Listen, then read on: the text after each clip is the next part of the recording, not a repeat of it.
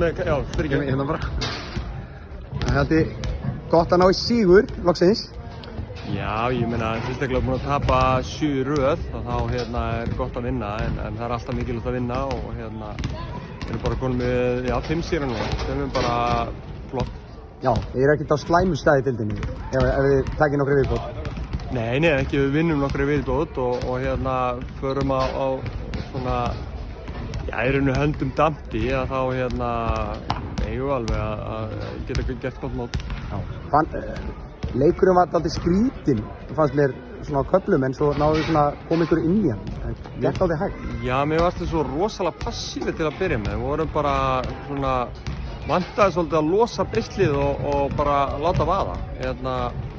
Ég veit ekki, við vorum að hægja okkur sjálfum og vorum að fá svona sóknarlega, vorum bara hægir, vorum ekki að hlaupa og svo leiðum við fórum að hlaupa og réðumst aðeins á það og þá komur rauninni bara stíginn í raunum í rauninni. Já. Einhverjar fréttir fyrir að fá nýja mann? Verður hann tilbúinn í næsta leik? Já, vonandi. Það er bara, það er spurning hversu fljót útlendingastofnun er bara eftir við.